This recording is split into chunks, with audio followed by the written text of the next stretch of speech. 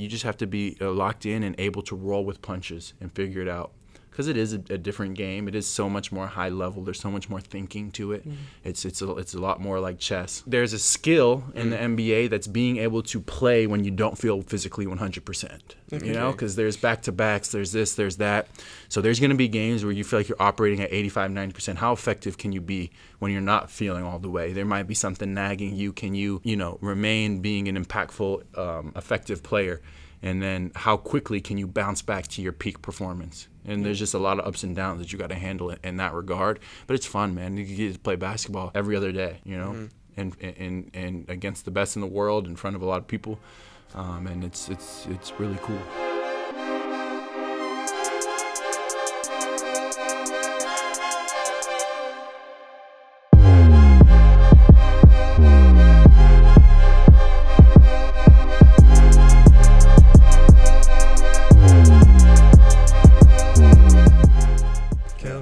To the Out of Interest podcast. First time in Australia? Second. I was here last summer in Canberra. Basketball Without Borders with the NBA. It's like a camp for kids 16 to 18, all around Australia, Philippines, Asia, etc. So it was pretty cool.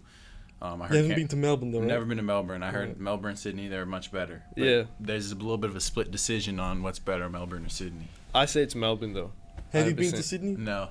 So you just been to Melbourne right now? Yeah. You We're don't going need to to go Sydney to later though in the week. So they say Sydney's a little more busy. Yeah, the people are more grumpy there. Yeah, that's what I heard. You can stay here.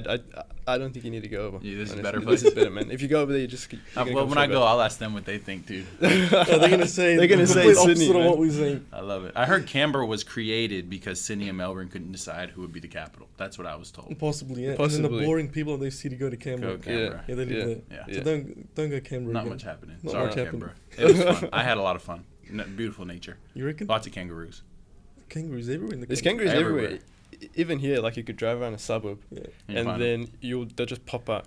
Like if you drive at night, they'll be in front of your And there's house. a chance you're gonna hit it as well. Yeah. So to us coming from America, like that is like thing number one. And going to Australia is like we have to see a kangaroo because they're like super unrealistic. There's seeming to us. misconceptions that if you come to Australia, you're gonna like pretty much die from some sort of animal.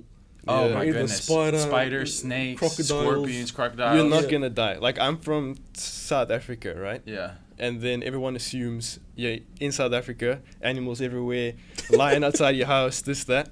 It's not like that. I've seen more animals outside here than I have in Africa. Really? Yeah. Like So what's the craziest like bug, spider, snake you've seen out here? in Here, Melbourne? just like a big spider and like massive rats. I've seen like a massive rat. I couldn't do the spider. Once. Yeah, But If I saw a big spider, I think I'd just cease to exist. No, we I would just need you disappear. here. I'd just. Can we get some spiders just in here and just see the reaction of the No, spider? I would.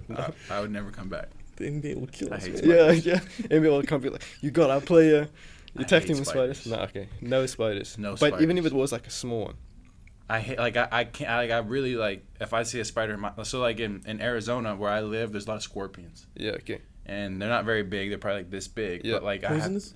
in Arizona. Poisonous though? Yeah. So some of them are like clear. So you Okay. can barely see them. Transparent. Yeah. And some of them are brown. The brown ones are a little bigger, the clear ones are a little smaller, but the clear ones are more poisonous. So you have to have a black light and they Okay. shine. They're fluorescent under the black light, so it's no. creepy. And so I like all my weight room stuff is in my garage, and that's where they'll be.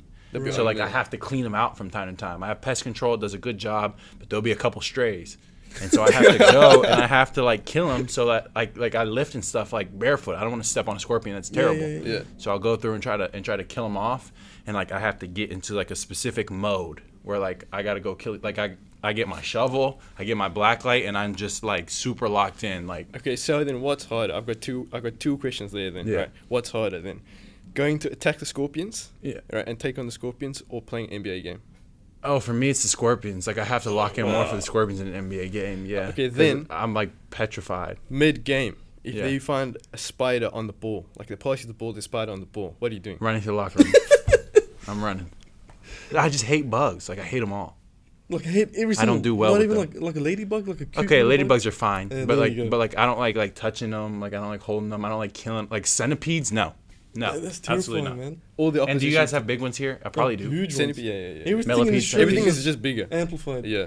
Everything's just bigger Yeah. here. Oh my goodness. But then, I wouldn't be okay. and now the opposition teams are going to start drawing spiders on the balls. Every time they throw it at you, they're like, oh, you can tap back. Oh my goodness. Hey listeners, sorry to hit pause on our amazing chat, but I promise it's for a knockout reason. Our sponsors today, Hijaz Financial Services, Australia's largest Islamic financial services provider in the country, wanted to join the ring today with us. And who better to represent them than me? So Ali, it looks like you're ready to knock out some financial hurdles. Just wanted to know, what is your power punch? Thank you for having me, Ali. In fact, our power punch is actually our faith-based approach to financial services. We're committed to providing financial products that are not only robust and competitive, but also aligned with Islamic principles. And I think that's the most important thing that Hijaz offers, ensuring that our clients can also manage their finances without compromising their values. You know, we've seen some tough competitors in the ring. How does Hijaz take on the challenge of traditional finance? That's actually a great question, Ali. And in terms of endurance, our superannuation investments and home finance products are actually designed for the long haul. You know, we assist our clients in making strategic decisions that help their wealth grow steadily over time. Plus, with our knowledgeable team, you know, offering guidance, our clients can confidently navigate their financial journey. Every champ has a secret weapon.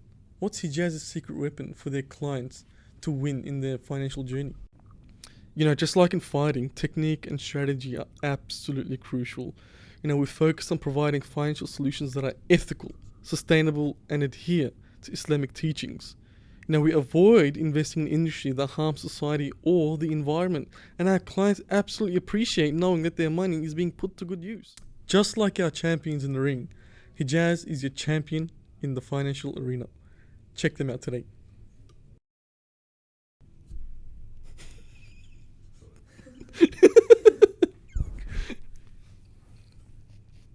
But I'm looking at the camera and saying, come on, Ali, let's get back to the podcast. Alright, let's look at Ali. Come on, Ali. But you do like hospitals. You had a children's hospital. Yeah. So tell us about that. Do you have why did you get to the hospital? I know your mum is a nurse. My mom's a nurse. I have a whole family full of nurses and people in the medical fields and stuff. Nice. And it was something that I started doing in college. I was with this program in Pittsburgh called Connecting Champions, and I had this one little kid that I'd go see every couple of weeks. His name was David, and he beat his pediatric cancer. Oh, nice. And it was pretty cool to watch his journey. And so I got, developed a relationship with him. When I went to Chapel Hill, we would go to the Children's Hospital every Friday and go to the Children's Oncology Unit and meet with those kids. And I think, honestly, it does more for us as athletes, and, it does more for us than it does for them, because, they give us a whole new perspective on life. You talk to them. Some of them are just so upbeat and happy. Yeah. And they're going through, extreme trials for a 7-year-old. And they're just excited, and they want to tell you about this and show you this. And we were at Children's Hospital yesterday, and the kids are making me little gifts. One That's kid beautiful. made me a little clay statue. Another kid made me like a little painted basketball mask. So So it's, just the opportunity, the ability to try to put a smile on their face, and in return, I get so much from it. It's something that I like doing. Are you going to cherish those gifts forever? Yeah, I will. Do you have a place where you'd put these at your home? I'm thinking about it, but the mask, it is a little scary. I haven't got great feedback when I put that one on, so, I'll find a good spot for him, probably on my desk in my office. Yeah. You can use the mask when you take on the scorpions. Yeah. I think. Yeah. But the thing is, I don't have good visibility through the mask, so it sits on my hair funny, so I don't see very well through it. Yeah. And and the scorpions, you gotta, because they're quick. They're quick, and I go to hit them, they don't die easy. Okay. And then you can see their pinchers, you can see them stabbing their tail around, they panic. I feel like the scorpions were the sole reason that you became an NBA player. Maybe. Like you saw, I'm getting quick, I'm getting footwork, fit. Man. The footwork on that. Oh man, and you then you went straight in. feet, cause. But now I understand that you are a religious person. Yeah. Right. How much of your faith informs you when it comes to all the things you see in these hospitals? Because you've been blessed, but we all have our own trials and Isn't that tribulations. something, man? Yeah. Isn't that something? It gets you wondering, how could a little kid end up going through that? Yeah. But for me personally, it's just kind of an understanding that God puts you through things for a reason, puts you through things on purpose. and gives you his battles the way he sees fit. But I think that is such an interesting question, because it does leave me asking why. Yeah. Like, why does this little kid have to suffer like this? Just a genuinely, just a innocent soul. 100%. Given the toughest battles. So that is a very, very interesting topic, and I just think, it's at the end of the day, it's earthly things that, we can't fully comprehend. Sometimes I just chalk it up to that. It's just something that God works in His own ways, in mysterious ways, and it's not always up to us to fully understand what He's doing. It's interesting because, like, we are both religious individuals. Like, for myself, I'm a Muslim and he's also a Muslim. I understand that you're a Christian. Yeah. Our faiths share a lot of things, but especially on what you just mentioned on suffering. Like, we have an explanation that is given to us. I'm not sure if you've really thought very deeply on this topic, but it's that, like, God's wisdom is that you like, with God, He is good, right? Yeah. And we might not be good. Yeah. But when we go through trials and sufferings, it's out of His goodness, and we might not understand that because when we go through a trial, right? Yeah. He's actually protecting us from a thing that could have been worse after that. Exactly. So and that's the way that we that's what faith is, right? Exactly. Believing in things that are hard, that you can't see. Yeah. Exactly. 100%. Talking about faith, children suffering, and there you are killing scorpions.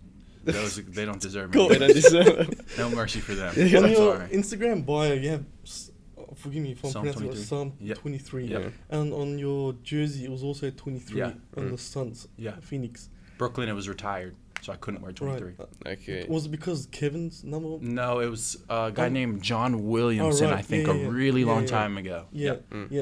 So what's the correlation? Why does that? Is there like a message you're trying to give out to the world, or why is that? So Psalm 23 is my favorite Bible verse. It's something I say to myself before every game. So the national anthem plays before every basketball game. They do that starting in high school. So every single game I've ever played since high school, I say Psalm 23 to myself during the national anthem, and that was just something that my dad gave me as a kid. Like, that was his favorite Bible verse, the one my grandma instilled in him, and that was one I adopted for myself. Yeah. And so it's David's battle prayer. It's just asking for strength and wisdom and through faith, right? So for me, that's just really important. It's my favorite verse. It's the reason I wear 23. It's the reason why that number is still really significant to me to this day, and gets me through a lot. Yeah. If you couldn't use 23 on your jerseys, and you needed to correlate it to another verse, what would you use? Oh, I don't know. Yeah. I don't know.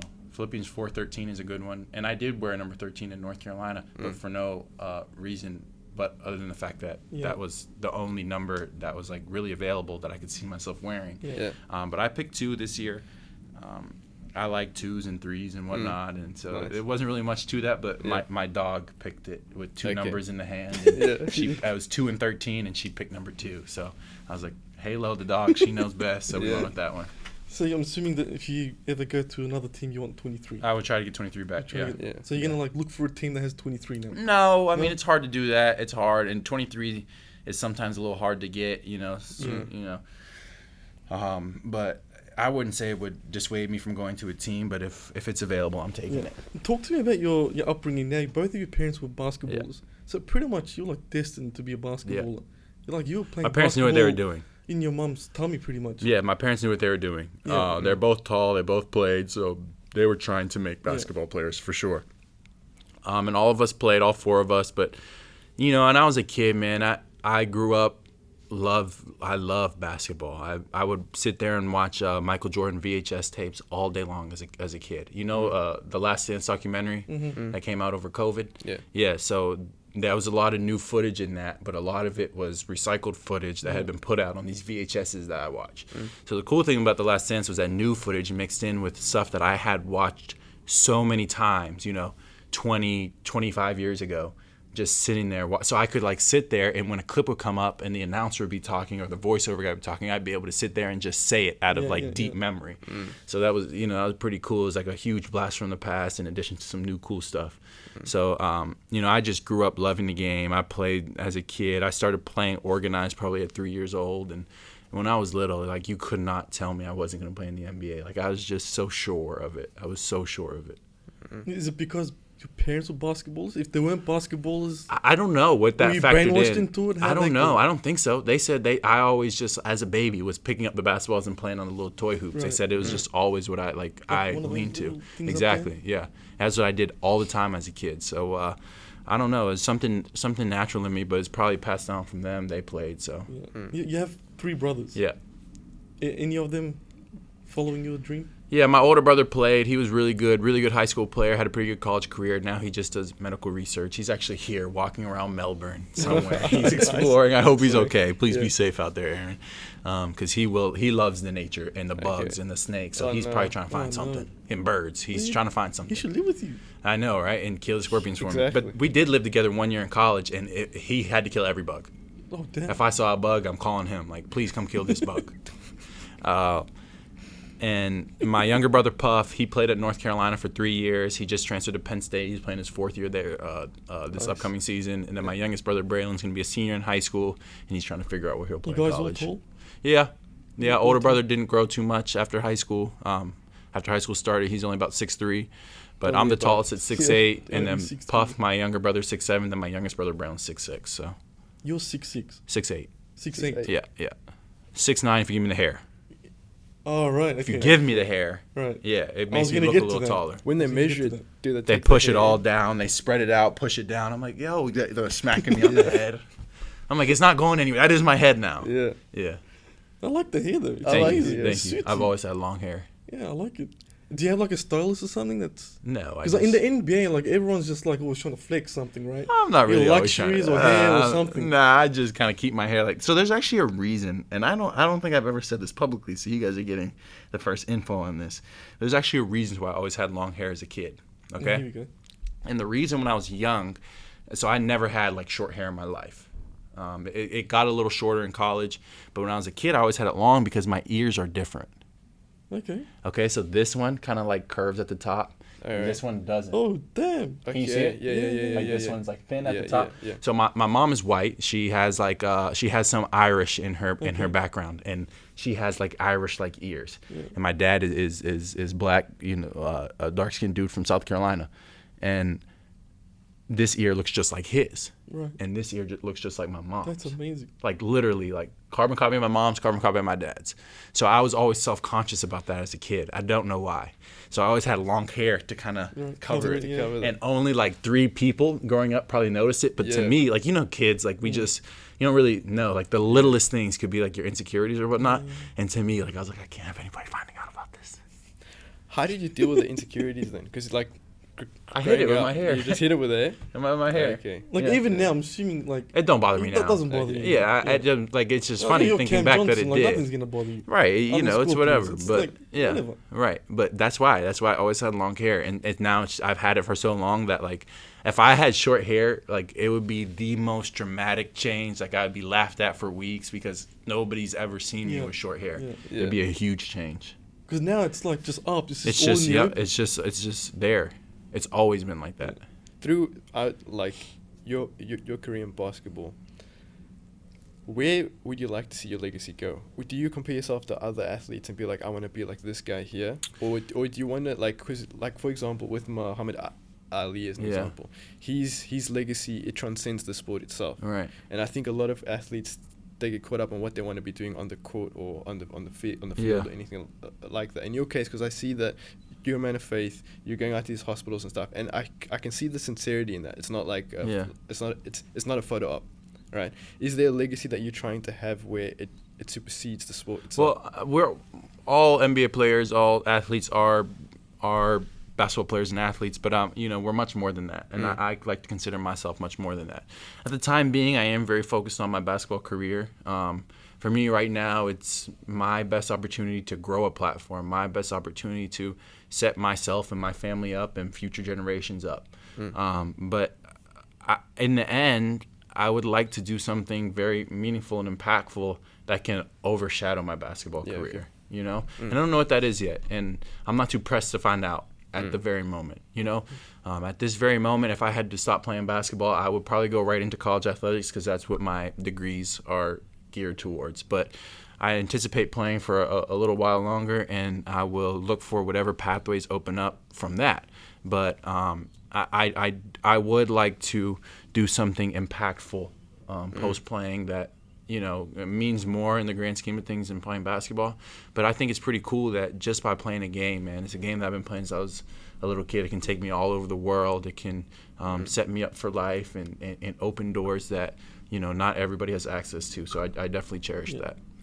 You touched on not everyone has access to that. Yeah. And I usually ask a question to almost every athlete about when you make it big, right? You're in the NBA, right? Yeah. People will die to be in the NBA. Yeah. Millions of people around the world.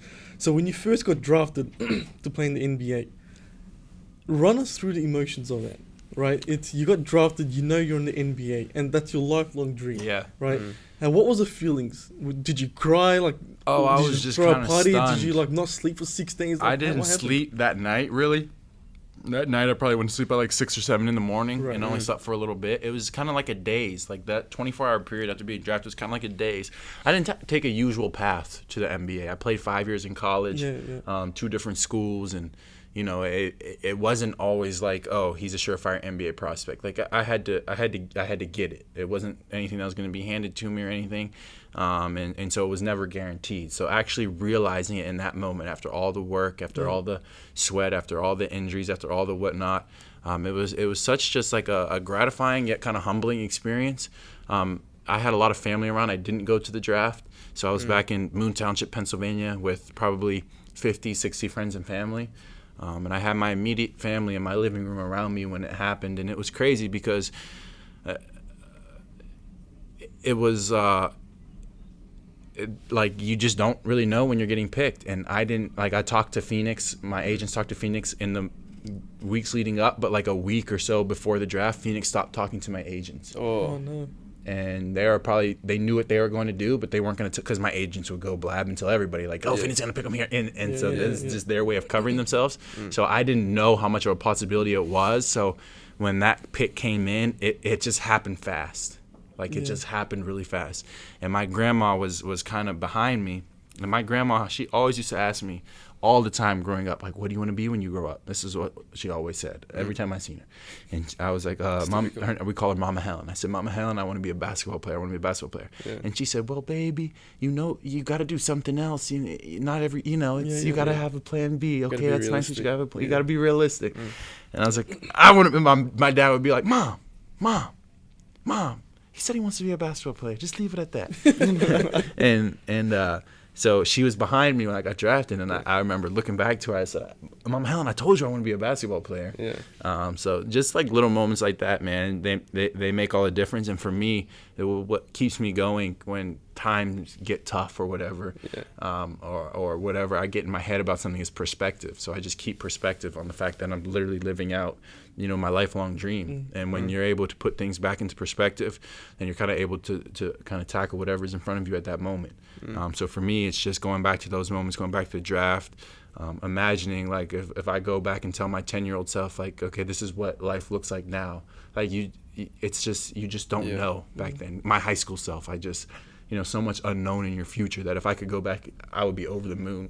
Yeah. I would go through anything. I would be in a room full of scorpions to see that. You know what I mean? So it's just that, man. Just looking back to those moments and thinking, what would my younger self think? And then I feel like I can handle any little bit of adversity that I get in my career now. Yeah. And then you have the other side of excitement, your first game. Yeah. Right? You got drafted and then your first game. Yeah. Los Angeles I'm sure Clippers. The nerves were kicking, right? A little bit, but we play so much basketball, man. I think the nerves were kicking my first college game more. Right. You know, I think the high school to college jump. I went to a smaller high school. You know, you probably have 500 to 1,000 people per game at the crowd, and then my first college game is 10,000, 12,000 people. Yeah. You know? Okay. So that's a bigger jump in stage. I think the jump from college to the NBA is and you know, we're playing in big arenas all along. We've been playing in front of a lot of people, high pressure, high stakes, high televised events. Yeah. So it's more of the physicality and the pace of play and the 82 games that you got to get used to. That's the adaptation for the NBA. But after those first couple of games, it's like, okay, like this is not any different. This is basketball. Pay attention to your concepts. The game operates a little differently. It's a little faster, but you can pick it up pretty quick. Was there any adjustments you had to make in your lifestyle from college going into the NBA? You have to be very disciplined in terms of like health management because we're flying around a lot, playing a lot of games. It can wear you down. And then like there's a thing called the rookie wall that a lot of rookies hit just because of the sheer amount of games and travel. So you just have to be locked in and able to roll with punches and figure it out. Because it is a different game. It is so much more high level. There's so much more thinking to it. It's a lot more like chess. If you watch a college game, people play really, really hard. In the NBA, some people think that NBA players don't necessarily play as hard, but I'm telling you, it's definitely like a chess, not checkers type of mentality where everything is very strategic. Yeah. Everything's very strategic, very planned out. And then the skill level and mental level of the guys, all 10 guys on the court, is usually extremely high. You said how many games in a year? 82. 82. That's a crazy amount of games. It's a lot. Like, how do you mentally, physically be prepared for that many games? Well, one, I think there's a skill in the NBA that's being able to play when you don't feel physically 100%. You know, because there's back-to-backs, there's this, there's that. So there's going to be games where you feel like you're operating at 85, 90%. How effective can you be when you're not feeling all the way? There might be something nagging you. Can you, remain being an impactful, effective player? And then how quickly can you bounce back to your peak performance? And there's just a lot of ups and downs that you got to handle in that regard. But it's fun, man. You get to play basketball every other day, you know, and against the best in the world in front of a lot of people. And it's really cool. If you weren't playing basketball, what sport would you play? I played football growing up, and that was the sport I played longest, secondary to basketball. Behind that, I played baseball, but baseball kind of got bumped by AAU basketball, travel basketball, somewhere in middle school. But I played football in high school, but I never really loved football. I was a quarterback, and I liked being a quarterback, and I liked everything that came along with football. I liked taping up my cleats before the game and making sure my swag was right and my sleeves were right and the gear was, because you can look cool as a football player. And then I liked the plays and the route running. But I'm definitely more of a basketball guy. I enjoy basketball. I still love watching football. I'll get out there and throw the football a little bit from time to time. But that was probably my second sport growing up. I hear rumors, I'm not sure if this is true, but there's a rumor that NFL or American football is going to try and come to Australia. They can bring it over here, Really? I'm not even sure if I'm allowed to say that on this. But that would be interesting because AFL is big here. So you're to do that, you would have to literally take away from AFL probably because people's attentions and stuff can only go to so many different sports and avenues. So I'd be interested to see how that plays out. Because a lot of the population here, they follow whatever's in the States. So whatever they're doing, they jump on the bandwagon. So the moment you bring over an American thing, they just love it here. So, do you guys watch any NFL here? Yeah, it's big here. But what time do they show those?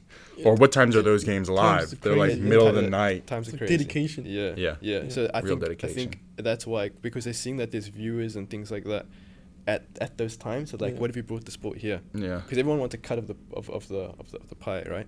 So it would be very interesting if they did that. Interesting. Yeah, and then you could get trades from the States over to Australia. Then you have them. They have always talked about that in all these sports is global expansion. But man, if you were to integrate those leagues globally, that travel would be so extreme. No, it would be too much. Like even if you were just to put a team in London or something, like Mexico City is a possible NBA expansion city, and even that is out of the way. So I don't know how that would work. It sounds good because you can capitalize on Mexico City has 20 million people. You open up a huge fan base. If you go to Europe, you open up a huge fan base, like a natural huge fan base. But logistically, that would just be a nightmare. With over 80 games, you can't do it. Yeah, yes, crazy. It would be crazy. It's not right. It would be crazy. I wanna ask this is a fun question, right? You've hit the big league, right? Cam Johnson's famous man now. Do you remember the first time someone ever asked you for a picture? Yeah. Do you remember it? Yep. It was in college when I signed to Pittsburgh. It was my hometown college. And I think I was going into a movie theater and somebody stopped me. This is probably a week after I signed. And somebody stopped me and asked me for a picture. Yeah. You're good and play at Pitt next year. And when you're when I was 18, it's so cool at first. And so those first couple years of college, when people stop you and it's so cool. But then as you go along, it's not cool anymore. You know? Like, not that it's not cool, but it loses its shine. It really does. Yeah. So you're going around, and sometimes, like, you know, I'll just try to stay out of the way, just not put myself in positions where I feel like, you know, it's going to be a lot of people, and there's going to be a lot of people to talk to. But the one thing I always try to keep in mind to balance that out is, like, 30 seconds of my day can help brighten somebody else's day or week. And if I can spend 30 seconds of my time talking to somebody or sharing it, or just somebody says hi and recognizes me in public, and if I just say a quick hi, like, what's your name, blah, blah, blah. Like, it could be the quickest little conversation, but people really do appreciate that. So that's how I kind of balance that out. Like I said, everything's about perspective. 100%. And are you getting bored of being recognized, or? No, you don't get bored of it, but like you literally like you just have to kind of measure out. No, it's just you just measure out where you're going. Right. Like you just, you know, my little brother's in high school back in Arizona, and I go to his games, and that population of people is a younger basketball population, so you just know what you're getting yourself into. Yeah. You know, so it's not like if somebody recognizes me now, it's not as cool as it felt when I was 18, 19. But it's still something that, you know, you can't take for granted, because there will come a day where nobody knows who I am. Yeah. And that day could be soon. That day could be years from now. They could be 30 years from now. But there will come a day where, like, I can go anywhere and nobody will recognize me. You know, just out of sight, out of mind. So it's something that it's still pretty cool, but not as shiny as it once was. Is there a memorable fan interaction that you've had that's always stuck with you? I'll give you one from recently. Okay. I was out to dinner. This is probably 2 weeks ago, not long ago at all. Okay. And this is when actually, I'll give you two interactions. This one, I was out to dinner, and I'm eating, I'm chilling, and somebody paid for my meal, which was really nice of them. I'm like, you don't have to do it. I really appreciate it. They came over, I'm talking to them, probably talked to them for 3 or 4 minutes, and the lady goes, "Oh, we told my son that you're here, and oh, he absolutely loves you. He hates that you were traded." He goes, she looks at me, "He would die for you. He would take a bullet for." I'm like, we don't need to go there. We don't need to go there. I want your son alive. Hopefully we don't need any bullets taken for anybody. But just stuff like that, man. So just people can be so passionate about it. But I'd say the most impactful one that I've had recently, this is probably 1.5 years, 2 years ago. I was getting a haircut. And I was leaving the barbershop, and the barbershop that I go to back in Arizona is there's like a couple other salons nearby, and there's an old couple sitting outside, and this old couple recognized me. I was still on the Suns at this time, and they said something, so I stopped. Like I said, you can take 30 seconds of your day to kind of brighten somebody else's day. So I stopped and talked to them. They're like, "Oh, we love you on the Suns." And I was just talking to them, old people. And it was a husband and a wife, both very old, probably 70s, 80s. And the husband was like going back and forth. And I think he had cancer at the time. So he was like getting his hair, whatever he was doing with it. And he was kind of in and out of the conversation for a second. Then he left, and I was talking to the wife for just a second. And they were both like just engaged in conversation with me. And the wife broke down crying when the husband left. And it was like he's on his second bout of cancer, of brain cancer that he's dealing with. He beat it after a hard battle, and then it came back. He hasn't like had a good day in months. He hasn't smiled in 6 months, and he was just smiling that whole entire conversation.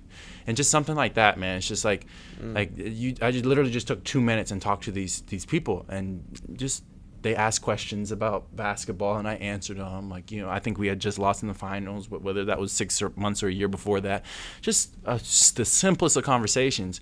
But this old man, been through so much, and literally gave him a reason to smile when he hadn't had one in so long. So it's like, okay, you realize that you have a lot of power with your platform, and so you know, those experiences are pretty gratifying. Yeah, 100%. Because a lot of people, like even me, right, just normal laymen, right, they get starstruck, right? And they're like, right, we're talking here right now, right? If you see someone or sign something, they're like, all right, Cam Johnson knows we exist. Wow, I'm so happy, right? Everyone likes to feel noticed by famous people. Yes, and so you ask them their name, and that kind of confirms that. Yeah, and that makes their year. Like, it's a lifelong memory that you give them. Yeah. So, like, this interaction we have now, right? Cam Johnson knows we exist, right? Yeah.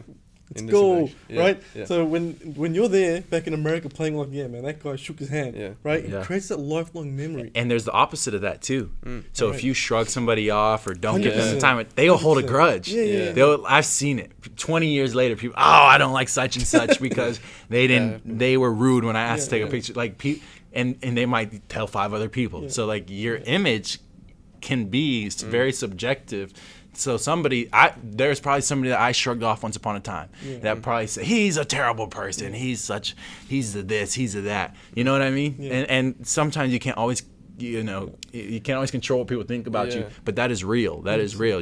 Your 30 seconds can shape somebody's lifelong image of you. It's interesting what you say about that perspective as well, because we have a saying in our faith where even a smile is an act of charity. Yeah. It's a saying that, so even if you're having a bad day, when you interact with other people, that smile, you don't know how far it goes with another person. Exactly. You never know what somebody's going through. 100%.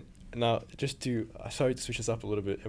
I just wanted to know, when you got your first check playing in the NBA, what did you spend it on? I got a house. Okay. I bought a house. Must One have of my been first massive checks. check, man. Well, it was an advance. You can Okay. get an advance on your salary, so that is actually the first check. So when you get drafted, it's in late June. Your first check doesn't come in till November. Okay. So there's a period of time where you still don't got it, and you start the season before you get your first check. I think they might even be planning on moving it forward a couple of weeks Like because music you start your season like 2, 3, 4 a month before you get your first game check. Yeah. But yeah, I got my advance and I bought a house in Phoenix, and that was like a tough decision because I bought a house and a car. That was a lot of money to spend at the time, and it was so nerve-wracking because I was 23, so I wasn't young. I had lived a while. Some kids are 18. They're just still so young that they don't really know. But I was an adult for a while with not a lot of money. So you see like contract figures, you see that first check come in, and just everything's nerve-wracking to me at the time. And so, I decided to buy a house, which was ended up being a great decision because Phoenix's real estate market blew up, and I was able to take advantage of that. And then I bought a car, and What kind? I bought a Porsche Cayenne. Okay. Base engine, and now every car that I buy has to have the biggest, fastest engine. And it's funny because like a year in, I'm like, I should have bought but you just going back, knowing what I knew at the time, I still would have got the smaller engine because it was like there's still a lot of money to spend, and I was like, and you're holding my entering that in breath. your life as well. Yeah. But I bought a Porsche Cayenne. I love that car. Sold it after 2 years. But yeah, now every car I buy has to be. So what's your favorite car? What do you drive now? Yeah. What do you drive now? An Audi RSQ8, a Okay. Tesla Model X. It has to be the Plaid, and a Bentley Continental. So you got 3 cars. Yeah. Yeah. That's solid. Yeah, man. Which I'm a one car do you- guy. I'm a car guy, and I'm 100%. telling you, if I I left love- myself unchecked, if I Everything left would go in myself cars. unchecked and like fell to my vices, then I'd have more. So 'Cause what's I'm a next car on the guy. list? Oh, I don't know. I don't have anything Where's the to be supercars? planned. Where's the Lambos? No, Where's I the don't fit Ferraris? well in them, so it's probably Yeah. for Oh, the yeah, better. the tight. Yeah, Probably for the better. 100%. There are a couple of Ferraris and stuff that I could fit in, but I'll save that for later in my life. Yeah. You can't give yourself everything at once. What the Bentley car was do you take to the games? probably mostly the Tesla and the Tesla. Audi. Yeah, Right. yeah. But in Brooklyn, not driving yourself to games Yeah, much. no. I Uber and get dropped off at Best Buy and walk into the fan entrance. Really?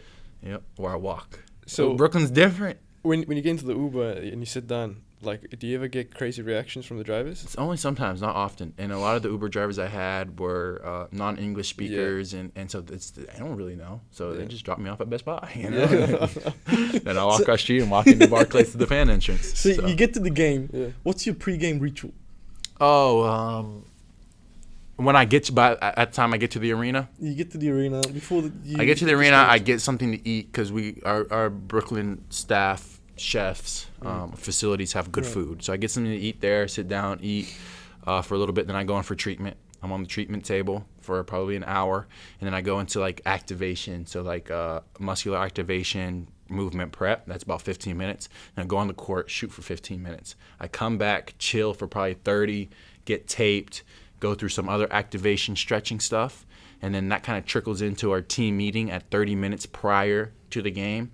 30 minutes prior to the game, we meet for about 5 to 10 minutes, go over scouting report, go over game plan, go over this, go over that, and then we all go out to warm up at about 16, 17.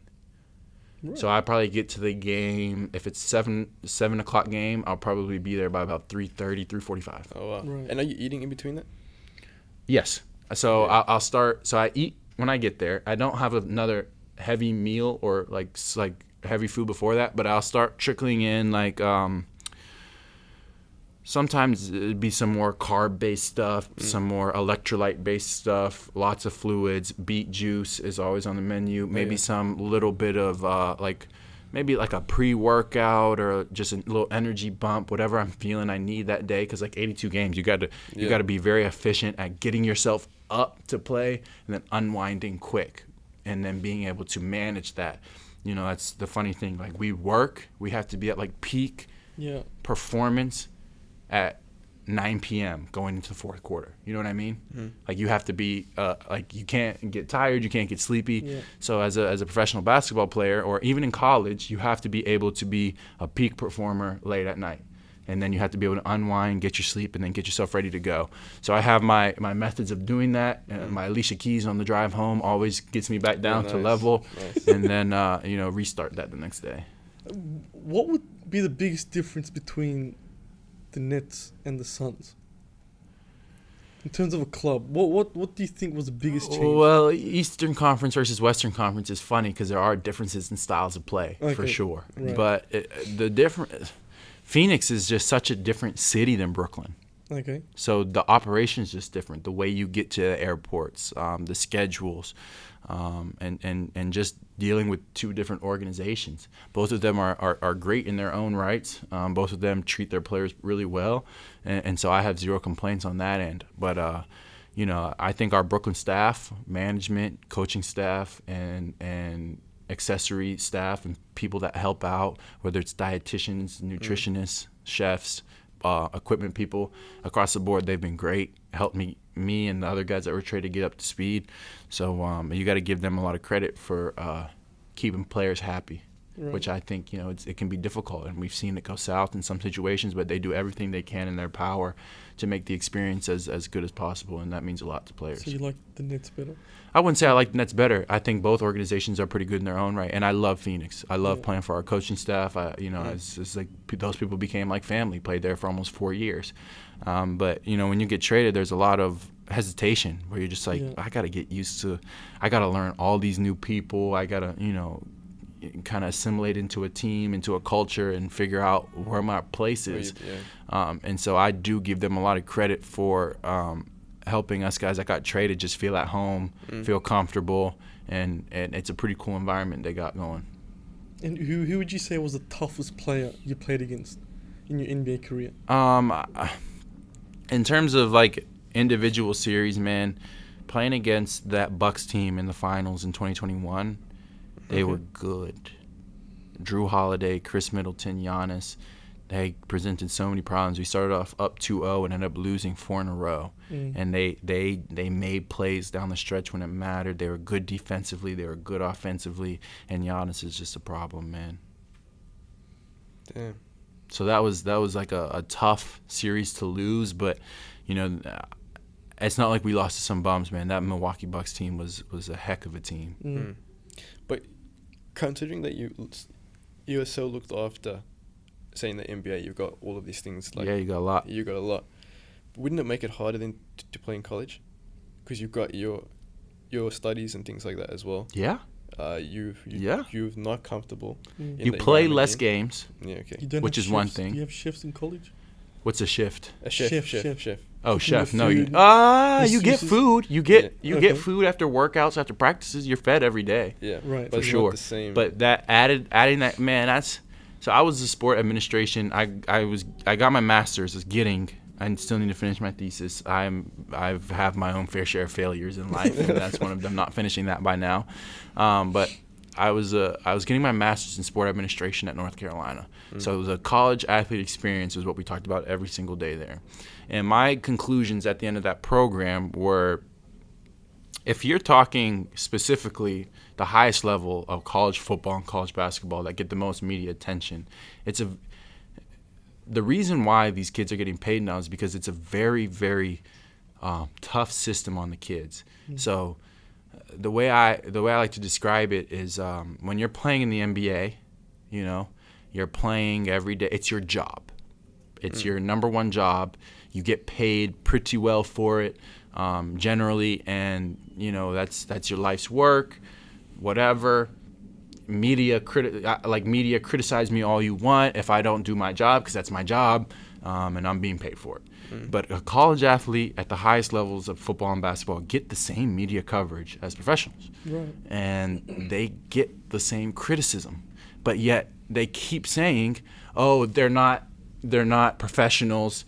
They are amateurs, student before athlete, this, that, the other." So you combine those two things, it's such like a backwards philosophy, which you guys don't have in Australia. Like it's very unique to America, that college athletics model, where like as a college athlete, if I'm a basketball player at North Carolina, or if I'm a non-revenue sport on a full scholarship and any Division I, Division II school, you're both getting your education paid for. So what's the benefit of playing in those high levels with lots of media coverage, with lots of fan pressure and whatnot? The benefit is the notoriety that you can get from playing well. But that means the downside is if you don't play well and you're a kid, you can take that criticism super hard, because at the end of the day, you're not getting paid. That's what you have to hang your hat on. It's like how well received you are, just human nature. So I always came to the conclusion that it is just so dangerous to an 18, 19, 20-year-old's mental health to be thrust into the spotlight, being told that you're not a professional, that you're an amateur, that you're a student before athlete, but then being held to the same standard that a professional athlete's being held in the media. My little brother played for North Carolina this year. They were preseason number 1 in the country, supposed to be the best team. They played in the national championship the year before. They fell out of the top 25 within a couple of weeks, and they did not make it to the NCAA tournament. And they got fried by everybody. The fans are up in arms, telling them this player stinks, this player stinks. And as a professional, like, I'm getting paid to do my job. If I'm stinking, okay, you call me out on it. But as a student athlete, like, that's what they have. Is how well the fans receive them. Now they get NIL and stuff, so that smooths it out a bit. It's not a perfect system, needs a lot of adjustment. Transfer portal, it's a step, but it needs a lot of adjustment. But they're still considered student athletes. But they got just beat up by the media. I had teams in college where we would just get beat up by the media. And it's dangerous because you're a student. You have to balance school. You have to balance athletics. You have to balance your social life. And you're like, what makes you stand out from the rest is your media coverage. So when that starts going south, it can be very dangerous on a kid's mental health.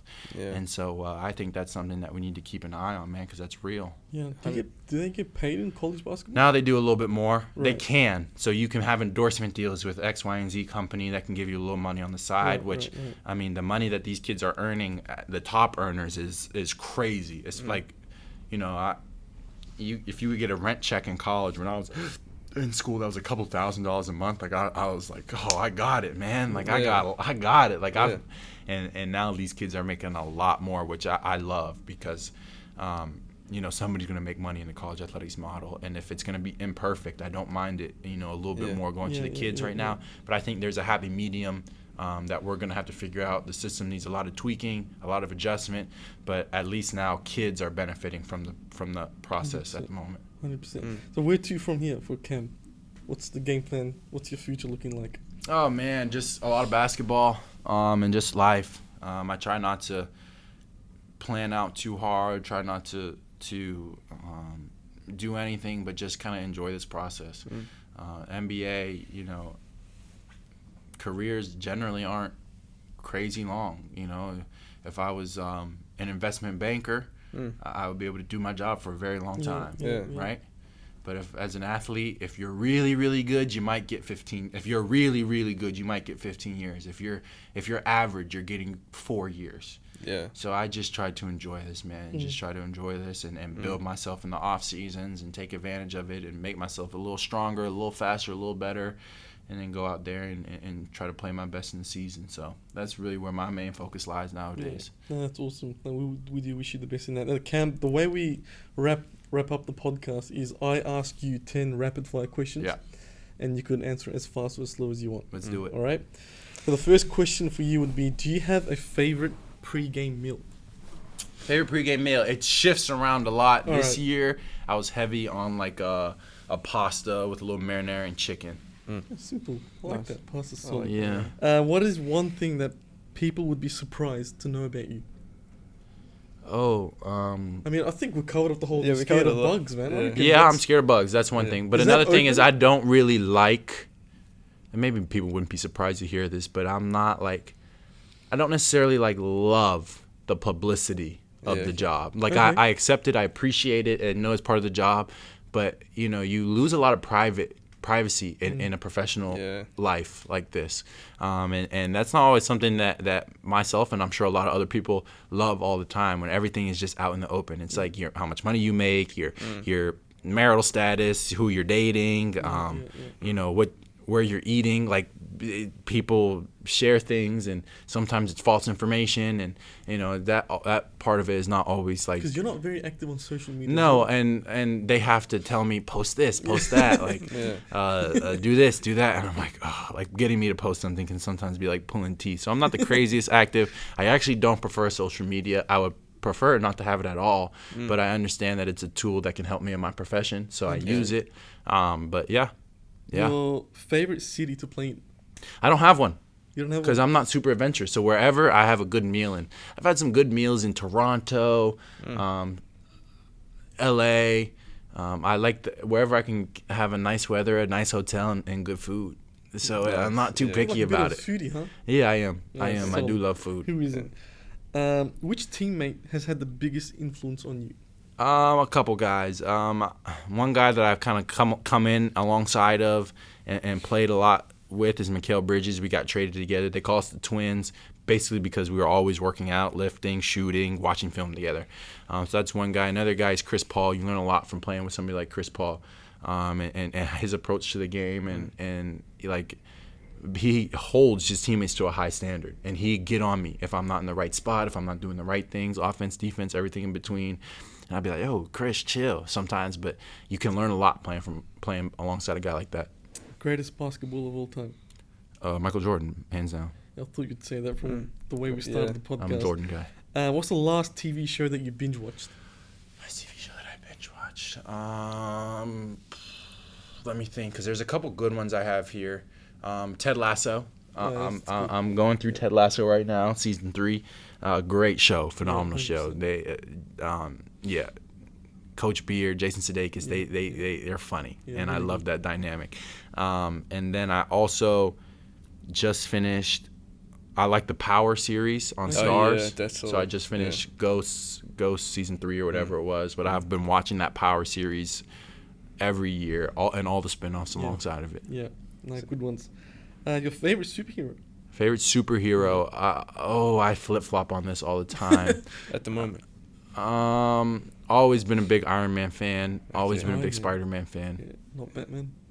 I actually think I respect Batman. I respect the hell out of Batman, but he very regular. He's just a rich guy, a tough rich guy that gets himself into a lot of crap. That's what I love about the Batman movies. They're a little bit more realistic and whatnot. And this is a controversial take, but Batman, on the scale of superheroes, is very pedestrian. Yeah, that's too human. Yeah, he is a little too human. What's the first thing you do after a game? Listen to Alicia Keys. I put my playlist on to calm me down, and I'd say 8 times out of 10, it's a Alicia Keys heavy playlist. Have you met her? No. Oh damn! You'd love to. I would absolutely love to. Hey, come on, Alicia Keys. Yeah. What advice would you give your 18-year-old self? Keep going. Keep going. Don't listen to what anybody said. When I was 18, I was a senior in high school, or finishing up my senior year in high school. And I was being recruited by different colleges, okay? And I was being kind of recruited by some low-level D1s, some mid-major D1s, some high-level D1s. But everybody kept saying that I can't play here, I can't play there. It's a tried-and-true story. And so I ended up signing with Pitt when I was 18. And a lot of people say, oh, it's just like a charity scholarship, just keeping a local kid on the team, blah, blah, blah, blah. He won't play, this, that, the other. And so there was a lot of doubt in those years of my life about where I could end up in my career. And so the best advice I could give myself is, like, literally don't care, don't listen to that. And 2 is just try, like, do everything you can to make the next right choice. That's I'm big on that. Is like you can keep yourself out of trouble. You can keep yourself focused by just making the next right choice, whether that's what you're eating. It's like, okay, I'm hungry. Let me go get some chicken tenders.